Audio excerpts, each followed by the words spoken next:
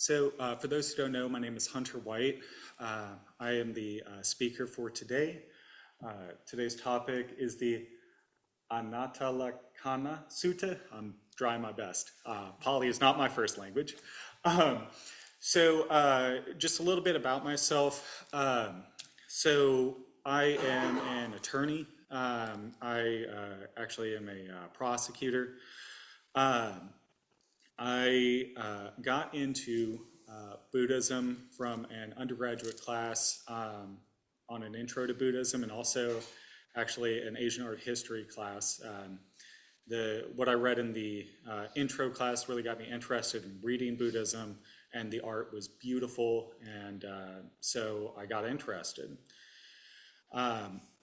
My background was actually in Lutheranism, and anybody who knows anything about Lutheranism, it has a big focus on the text. That was sort of the whole point why Lutherans are a thing.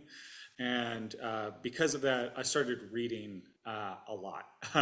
Read a lot of suttas, and last year, actually, I finished reading the Sutta Pitaka, one of the three baskets of the Pali Canon.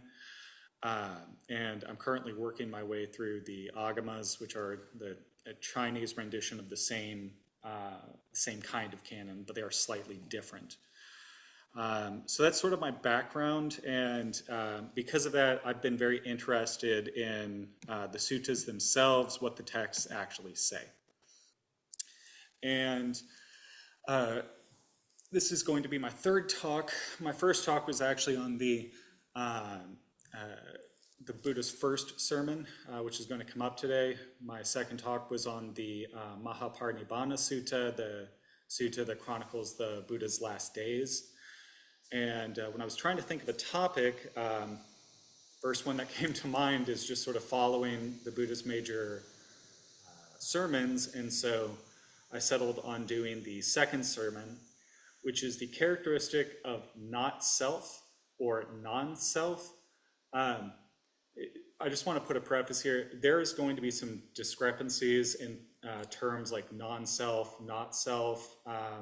This has to do with the translations that were used. They're covering the same thing.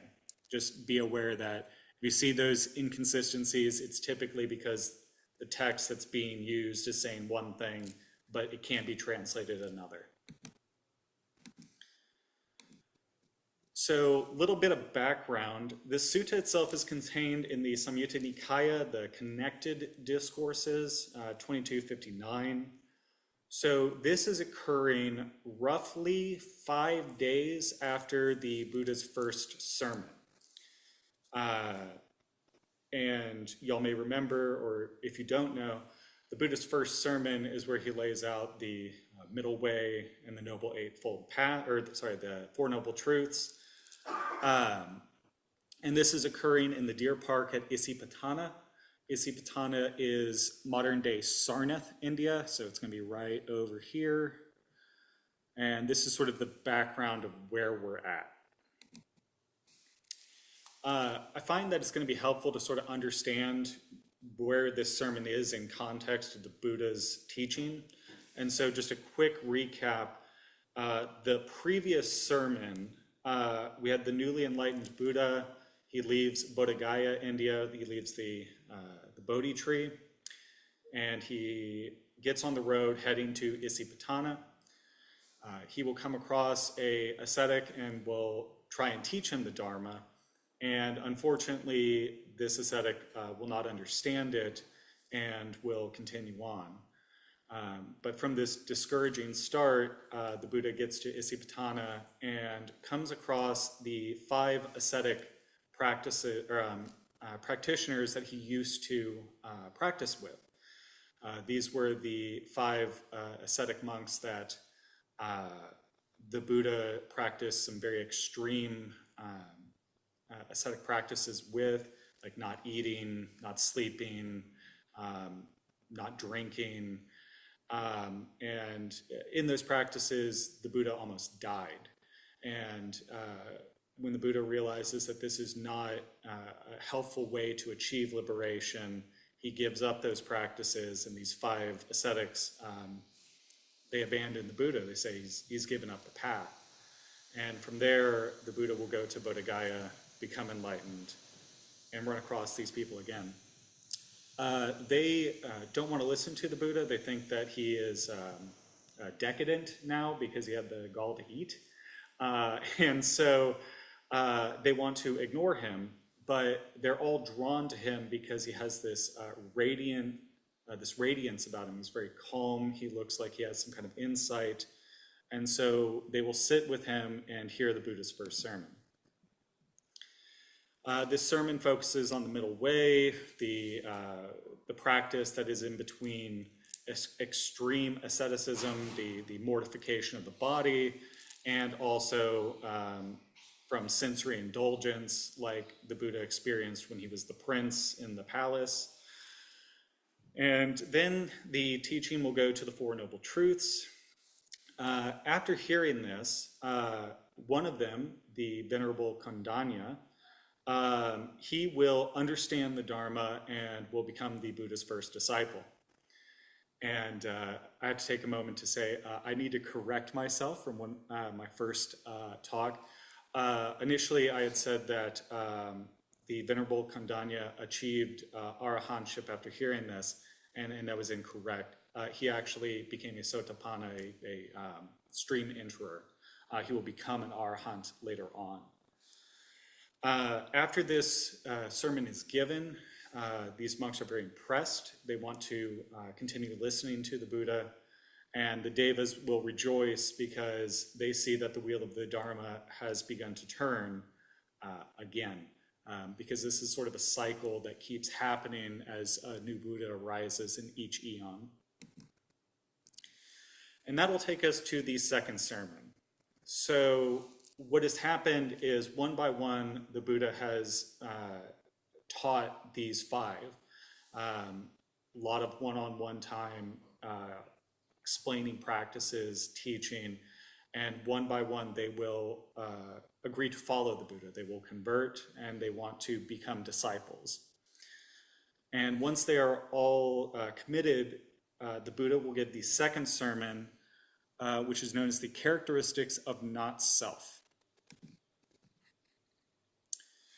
So the structure of this sutta essentially breaks down into two arguments for not self. The first argument will relate to control. The second argument is going to relate to impermanence. And we will see as we go on that these arguments are unique because this is a very unique aspect of Buddhism, this not self. It's sort of one of the most unique things about it. And these arguments will be slightly different from what we see generally in the suttas. They're not the typical arguments that the Buddha gives, and so we'll explore why. So the first argument for not self revolves around this issue of control. And so I have a quote from the sutta here: "Mendicants, form is not self, for if form were self, it would lead to affliction. And you could compel form, may my form be like this, may it not be like that. But because form is not self, it leads to affliction, and you can't compel form, may my form be like this, may it not be like that." This argument is then repeated for all five of the aggregates, so form, feeling, perception, volitional formation, and consciousness. So this may strike us as a little odd. For me, it was sort of odd because this isn't the argument that the Buddha generally uses in the suttas. And so trying to understand why requires some context. And it's also sort of odd because you have to ask yourself, how does it follow that just because we can't control something, it is not ourself? That may strike us as a little strange. We also have to contend with, how does this reconcile with other parts of the suttas where those who are very far along the practice, those who had become arahants seemed to be able to have almost a limitless control over these kind of things. It may not make a lot of sense to us starting out. So to understand this first argument, we need to understand when the Buddha lived, and we also need to understand who his audience is as sort of context. Like, why would the Buddha address this as his first argument? So during the Buddha's life, the Vedic faith, the forerunner of Hinduism, is the primary religion of the region. It's not the only one. Other religions are growing, like Jainism, but it may strike us as strange that the Buddha is talking about this control, but when we understand that we're in a background of the Vedic faith, it's going to make more sense. So roughly 100 to 200 years before when it is believed the Buddha lived, the Upanishads are being created. For those who do not know, the Upanishads are it's a Hindu text, and what they are attempting to do in the Upanishads is systematize a way of thinking about the world so that one can achieve liberation in that belief system. The Vedic faith itself had many, many varieties and sort of disparate ways of trying to achieve liberation, and the Upanishads being composed was an attempt to try and formalize a certain way of doing that. So in this particular, one of the earliest ones, the Brihadaranyaka Upanishad, and I'm not going to say that one again because I can't pronounce it very well, but what that translates to is the Great Forest Upanishad, which is why we have this image here. We have an assertion about control, which is sort of emblematic of this belief system.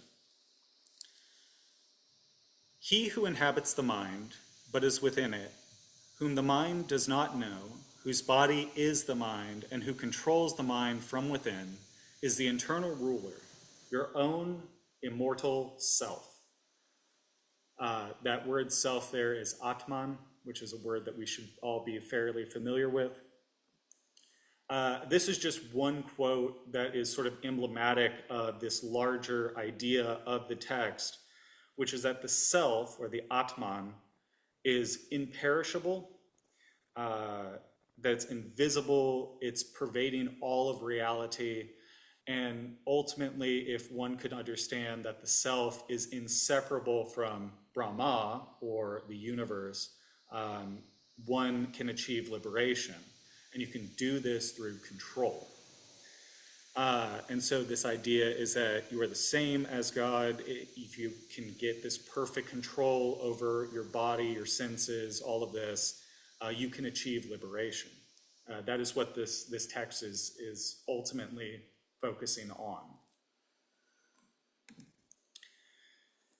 And so with this sort of background in mind, we got to understand that the Buddha growing up in this region and talking to these famous meditation teachers as he was trying to achieve liberation, this would be something that he was likely familiar with. And not just him, but these other practitioners, the 5 ascetics that he's talking to. This would be sort of the thought process on what one needs to do. And in fact, that makes more sense for these 5 ascetics because this is why they've been punishing the body.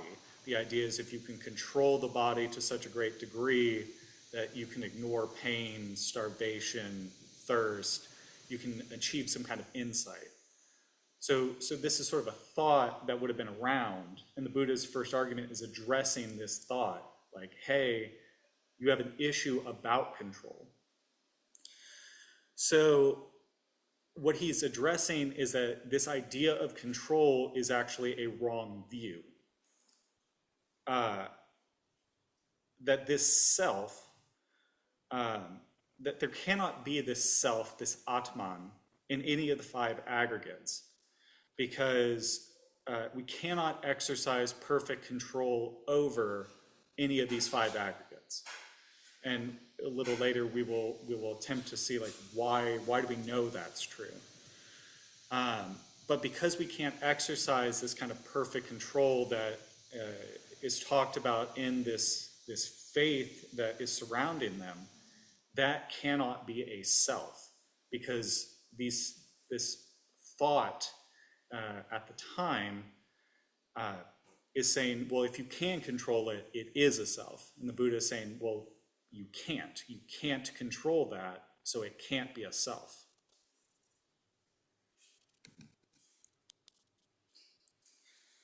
However, if we understand this sort of background about what the thought process was of those around the Buddha, who he's trying to address, maybe what kind of thought he's trying to argue against, it only gets us so far. Because we also see throughout the suttas that there are many individuals that seem to have amazing control over the body, over the mind, over perception. I pull this one from Samyutta Nikaya 5119, where we have a list of some of the amazing abilities that an arahant can obtain through this kind of control or mastery. For example, it is said that an arahant can multiply themselves, can fly, has the ability to swim through the earth as if it is water, has the ability to teleport effectively, can touch the moon and the stars with their hands, has this amazing ability to focus and control the mind to such a degree that it almost seems like they can control perfectly perception or consciousness.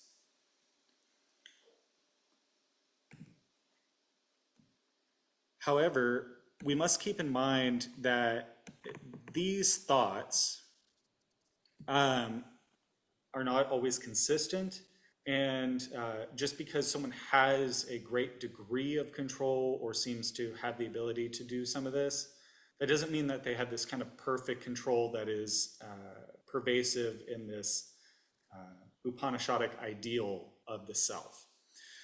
So in Samyutta Nikaya 1270, we have an extended discussion dealing with a wanderer by the name of Susima. Susima joins the Sangha at the behest of his fellow Brahmins, basically to be a spy. His job is to go into the Sangha and learn these psychic powers because these people want to know how to do it. And so he joins the Sangha and he begins asking monks, how do you fly? How do you teleport? How do you do these things? And they will tell him, we can't. We have achieved liberation through wisdom alone. And this will confuse Susima to such a degree that eventually he goes to the Buddha and he's like, why can these people, it's said these people can do all of this, but everyone keeps telling me that they only achieved this liberation through wisdom. Why is that? And the Buddha will begin to question him, and eventually Susima will break down and admit his fault here, why he is there, what he is doing, and will ask for the Buddha's forgiveness and actually convert. So this is sort of illustrative, I think, that the text itself seems to be saying that while these are traits that are applied to these people, the real focus on liberation is actually through wisdom, through insight, not through these magical practices. Also, if we think about it, just because, for example, let's say an arahant could fly, or an arahant could multiply themselves, that's still not the kind of perfect control that exists within this Upanishadic idea that existed at the time. because all of these arahants are dead. All of these people have passed. They could not control form to such a degree to live forever. They could not will these things to go on. And so they did not have the kind of perfect control that's talked about within this sort of Hindu belief about the self. So even though they're ascribed these abilities do not reflect the same kind of ideas that exist in Hinduism. So we ask ourselves, how do we know that this first argument is true? How do we know that this argument of non-self or not self is correct? Well, we know we can't control forms. We think we can. We try to. There's entire industries dedicated to it. But ultimately, we know that we don't have control over form. We can't stop aging. As much as we try, as much as any doctor or makeup manufacturer or something will say, you're not going to get any younger. You're only going to get older. You can't will yourself to stop. You also can't really change your form. I mean, yes, you can change the color of your nails, you can dye your hair, wear glasses, not wear glasses, but you can't become a bird. You can't become a god through will alone. You can't force your form to change in these kind of ways. And so this idea that if you have perfect control over form, it's a self, well, we can't do that. We can't control form that way. We also know that we can't control feelings. We can control, not perfectly, but we can control our reactions to things. But there's no way to stop feelings from arising or falling away. You can be in the best mood of your life. Everything is going fantastic. And then you stub your toe, and you are going to feel something, and there's going to be no way to stop that. It can make you mad, make you sad. It could just inconvenience you.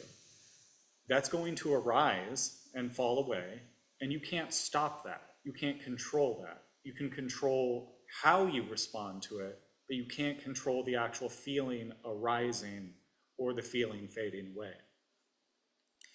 We know that we can't control perception.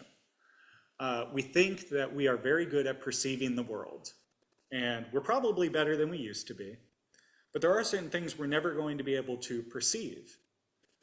So, for example, we see visible light.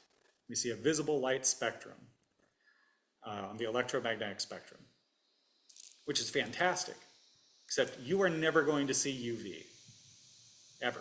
You're never going to see the UV end of the spectrum. Now, we can do lights, have certain lights that can say this is what it could look like or represent, this is what we think it looks like, but you are never going to be able to perceive it. You have to use an apparatus to do so, but that's not you, that's something else. Another way to think about perception is red-green color blindness. This is one I like. So there are certain people in the world that have a very difficult time distinguishing the color red from the color green. It has to do with the rods and cones in your eyes.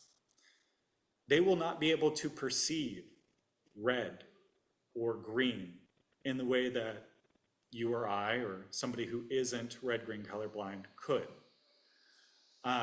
They don't have control over their perception in order to really see what that is. They can only perceive what they think it is. We know that we cannot control volitional formation or will. So, of course, that is conditioned on having a consciousness. It's conditioned on our perceptions. But also, we can put our will to doing something, and we often do. But you will see that your will falter, will fade, will change, and there's very little you can do about it. And I think that actually goes very well with consciousness. When you meditate, you can resolve, I will focus on the breath. This is what I'm going to follow. And you will notice very quickly your mind is going to wander. It doesn't matter how hard you focus, how resolute your will is, your mind is going to wander. It is going to begin perceiving things. You're going to begin thinking about your laundry. You know, it's something's going to arise and you can't stop it. Even with years and years of practice, you can extend that time, you can get better at it, you can get better at focusing it, but it's never going to stop. You can never have that perfect control over your will to force out everything other than the one thing you're focusing on.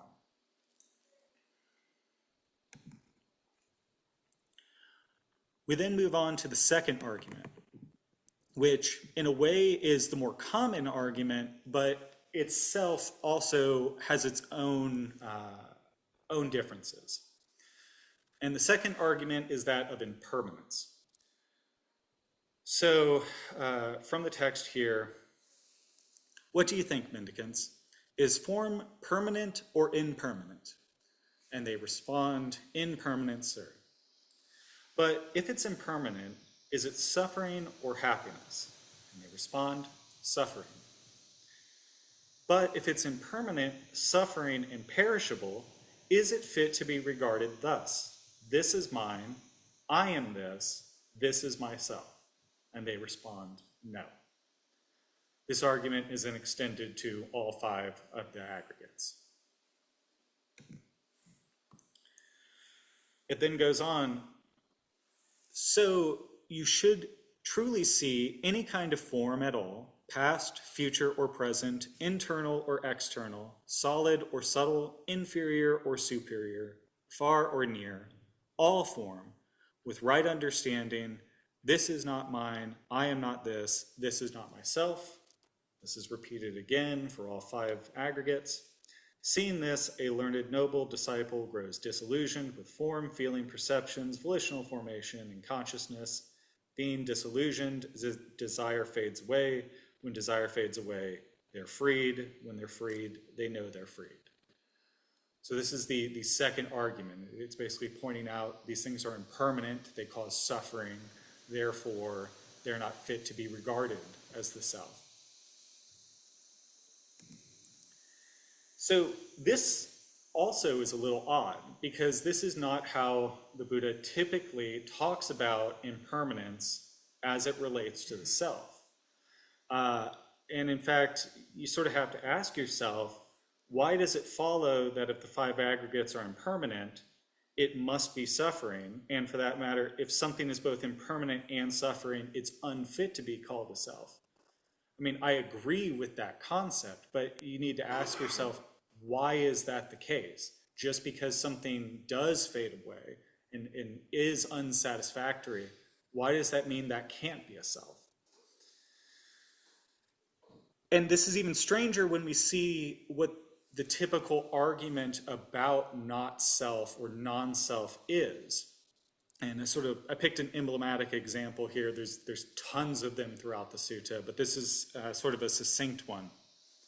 If anyone says the I is self, that is not tenable.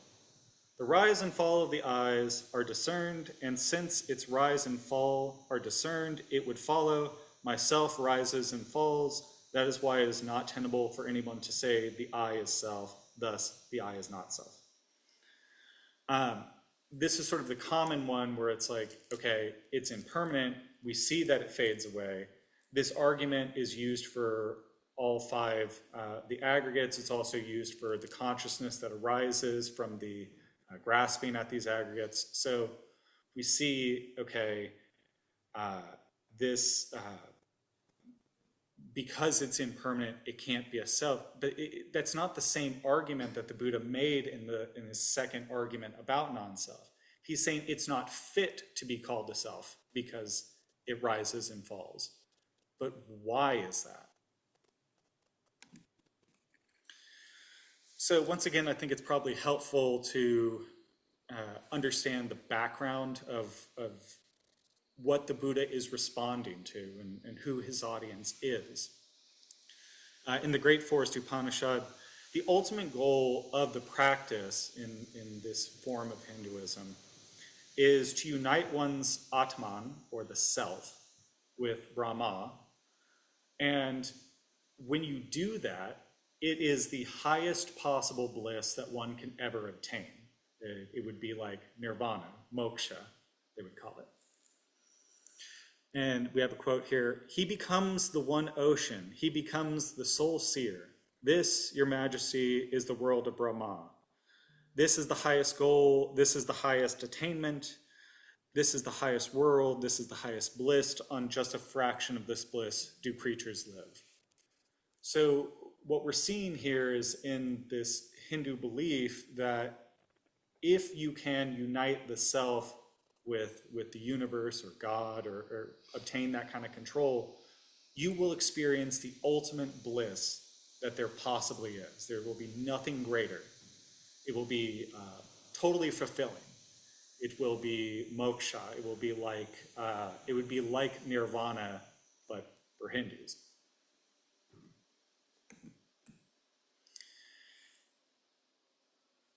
And understanding that, we can begin to see why this argument is phrased the way it is.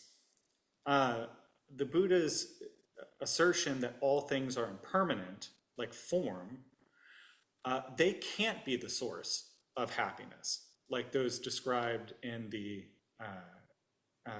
these Upanishads.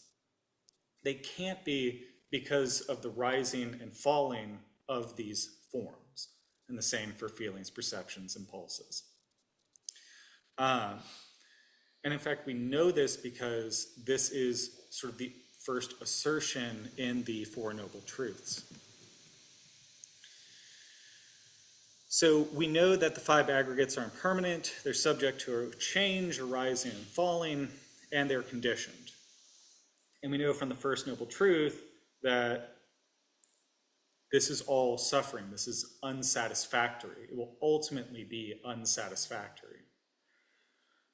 So once we know that all things are unsatisfactory, we understand that these can't be the kind of self that is being described, the kind of Atman that's being described in Hinduism, because it can't lead to this ultimate bliss. It can't lead to this permanent, non-changing, ultimate happiness, because it's conditioned, and all conditioned things are ultimately unsatisfactory.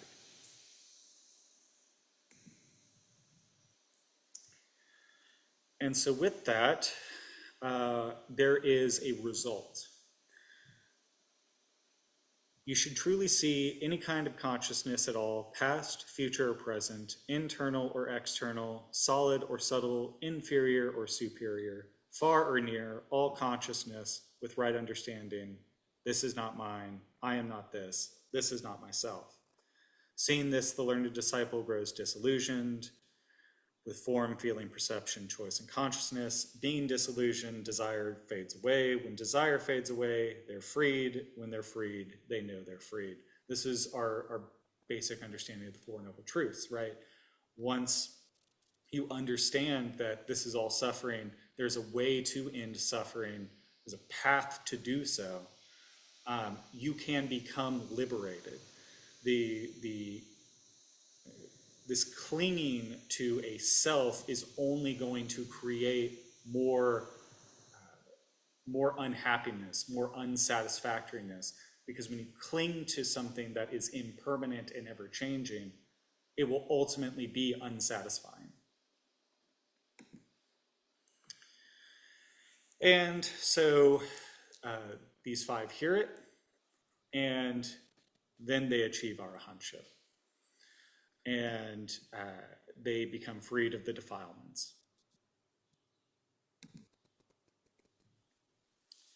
So a review here, the first argument revolving around control.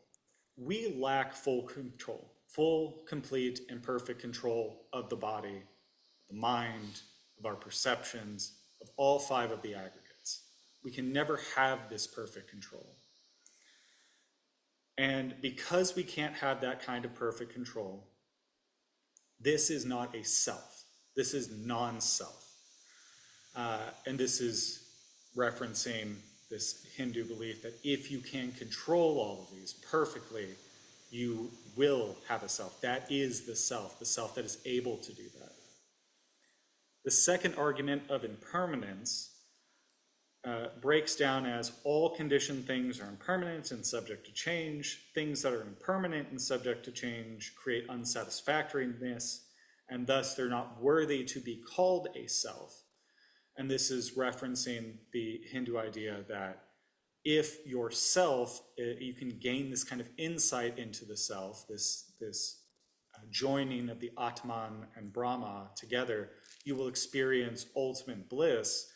Well, this impermanence of all things undercuts that and says, no, that can't be a self because it is impermanent. All of those things are impermanent.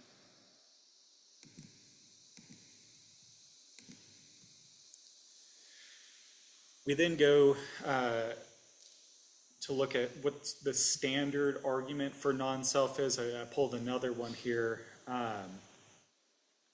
When you regard things as a self, it creates craving. And that craving brings about unsatisfactoriness, and then unsatisfactoriness keeps us trapped in samsara because we're constantly grasping for things. So we have another quote here about it. Bhikkhus, whatever ascetics and Brahmins in the past regard that in the world with a pleasant and agreeable nature as permanent, as happiness, as self, as healthy, as secure, they nurture craving. In nurturing craving, they nurture acquisition. In nurturing acquisition, they nurtured suffering. In nurturing suffering, they were not freed from birth, aging, and death. They were not freed from sorrow, lamentations, pain, displeasure, and despair. They were not freed from suffering.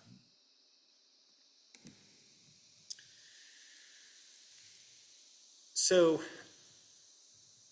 I think this illustration of like this simile here of this bronze cup is very helpful in understanding the self. The idea being, if you are told that, here is a cup, it is filled with poison, but it also has sweet, like sweet wine or something good to drink in it as well. If you were given this, it would be foolish to drink that because it would cause you suffering. It doesn't matter that it may have a pleasant aroma or it may taste good when you take it in. It will ultimately kill you, will cause you suffering. Wisdom is understanding that you don't have to take that just because something smells good, sounds good, tastes good, just because there are things you want to cling to, doesn't mean that they're ultimately good for you.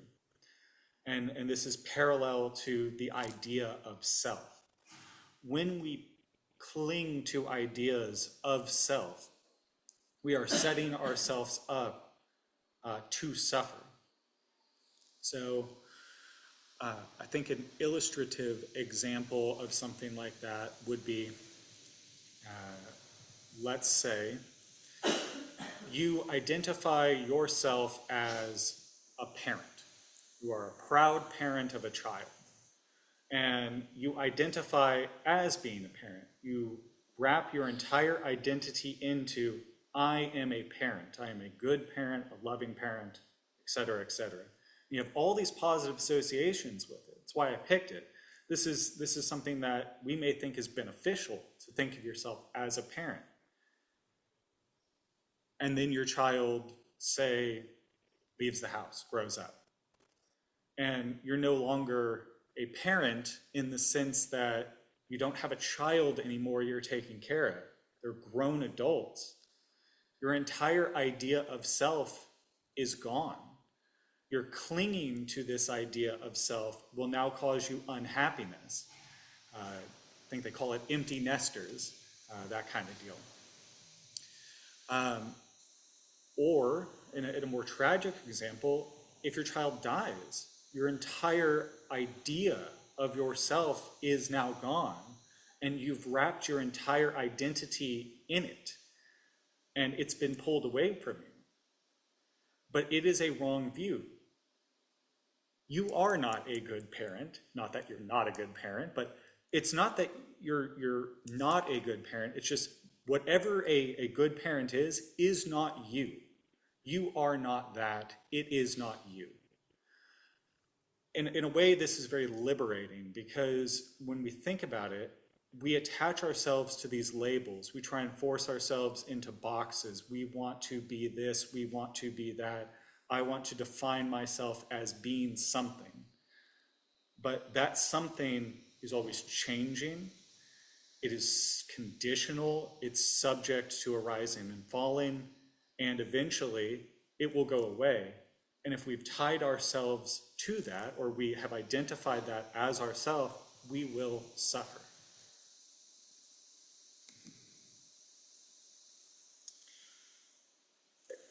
Finally, this is sort of sticky, and this is something I do struggle with, because I've made this mistake early on in my teaching, or learning, sorry.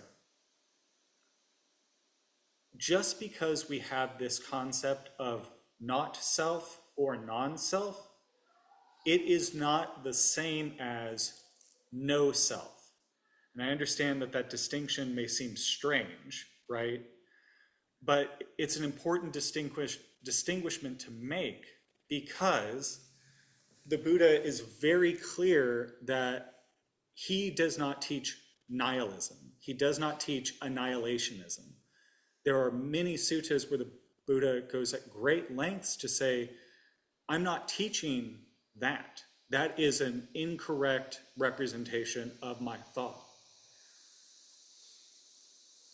There's a famous sutta on this from the Majjhima Nikaya. It's the simile of the water snake. It's a very long sutta. It's a very good sutta. It has many, many good similes in it. But one of them has to do with addressing this idea of annihilationism. So a Brahmin will go to the Buddha and say, I hear that you teach annihilationism. I hear you teach no self. And the Buddha will correct him. That is not my teaching. I do not teach that.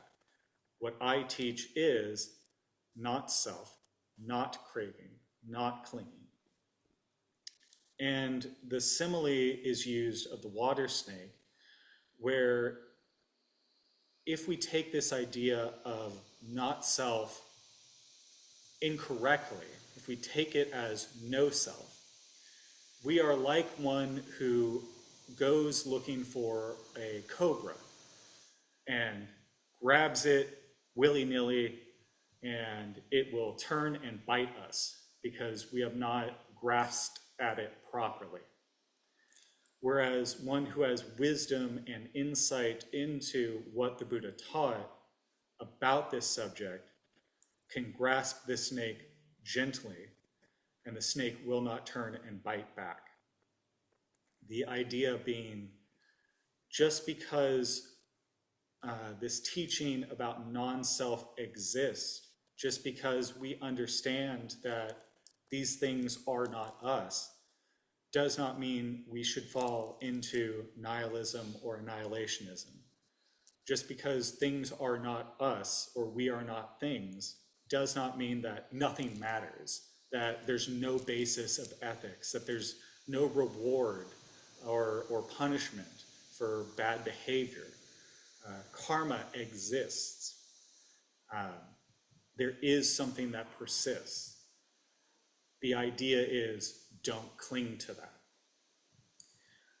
In modern psychology, there is this idea of the self, which is called self as context. For anybody who is a buff on modern psychology, you may know that they wholesale steal lots of Buddhist concepts and repackage them. Sort of good in the sense it gets to other people, sort of bad in the sense that they don't typically credit where they're getting it from, but I digress. This idea of self as context is that yourself is completely composed of the context in which you understand it. In other words, right now, if we were to think of ourselves, we could think of ourselves as, let's say, Buddhists. We could think of ourselves as someone listening to a talk.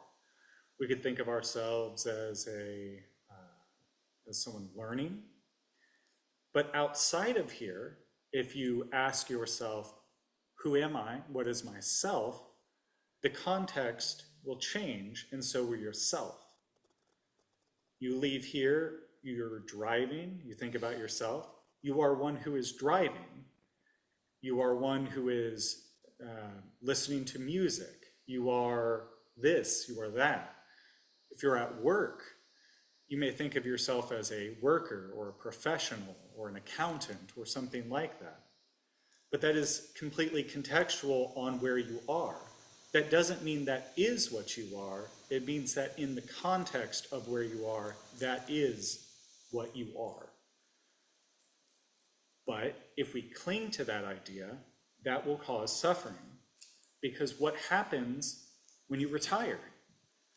If your entire idea of yourself was, I am an accountant, and you retire, you will have suffering because that self will have fallen away and be gone. There will be nothing left. It will be unsatisfactory. So this idea that a contextual self, a self that is dependent or conditioned on everything around us, is a better way to understand how we should think of ourselves, not as a solid, permanent, concrete object. Because if we do that, we will create suffering for ourselves.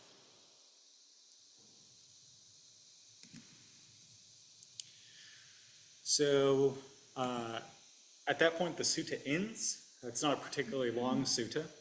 So I open it up. What troubles you about this idea of non-self? I know that I struggle with it, and I certainly won't have an answer for all of it, but it may be helpful to voice what is it about this that is difficult for us to understand. Yes, sir. Okay,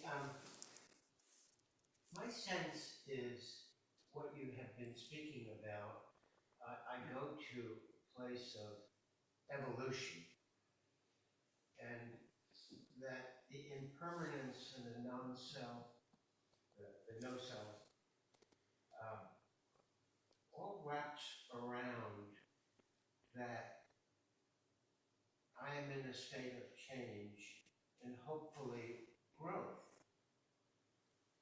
And that being the case, those things that I identify with as mine or me or move. It's an interesting word. I don't know where that came from, but they move. That there's no judgment, and it goes up or it goes down, but they're not the same. And that for me is how I can wrap your teaching and embrace it. And that's another level of what I might call hope. Thank you. Yes. It kind of reminds me of something I read in the Thich Nhat Hanh book. He was talking about impermanence, and he was saying that impermanence is a really good thing in the end, because otherwise it means nothing ever changes, and so children would never grow up, and flowers would never bloom, and so forth. So impermanence is like a major source of suffering for a lot of people because they want things that they like to be permanent. But it's, in the end, it's actually a good thing that things change and evolve, and, bad times pass away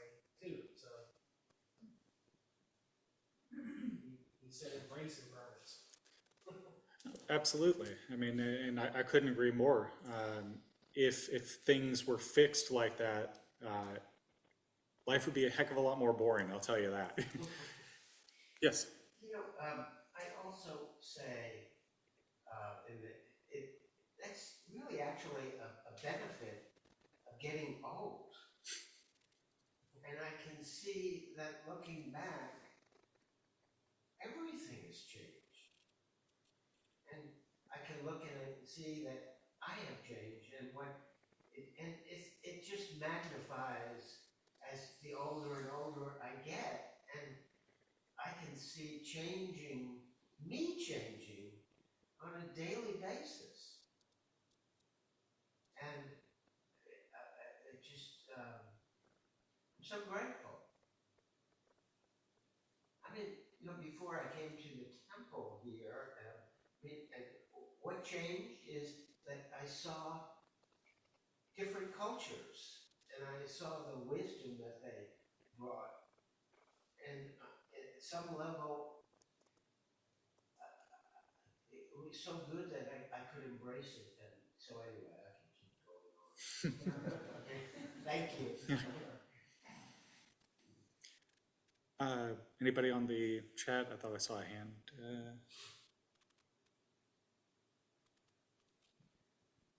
No. Okay. Anybody else here?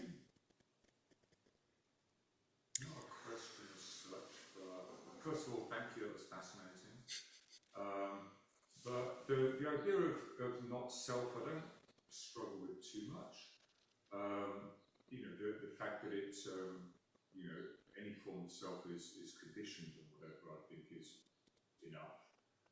What I found interesting and new to me was the last part where you were talking about the self being conditioned by the context as well. Because that's something I hadn't really thought about. But yeah, I think that kind of reinforces all of this and the fact that there is no self that you can grasp, because you have basically multiple selves depending on what situation you're in, and none of those are really you. So no, I think that it's certainly given me a lot to think about, so I appreciate that. All right. And actually, just on that, so my wife is a psychologist, and she's the one that actually brought that to my attention. I'm like, oh wow, that's interesting. Wholesale stolen. But what I loved about that was thinking about that in terms of time. So it's all our self as context. It's conditioned on what's around us, what's going on, the context that exists, but also the time.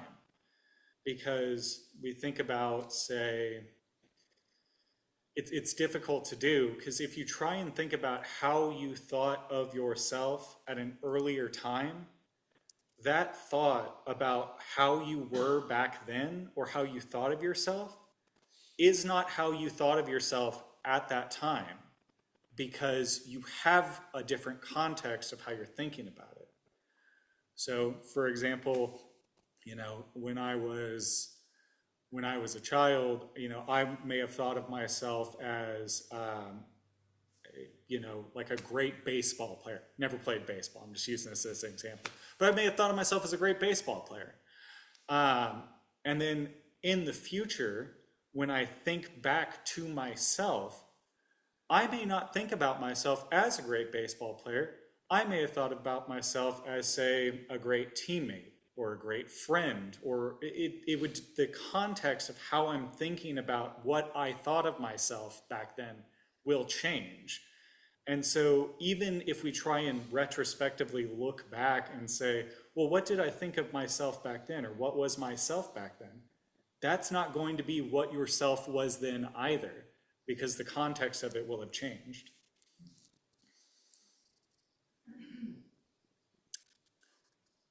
Anybody else?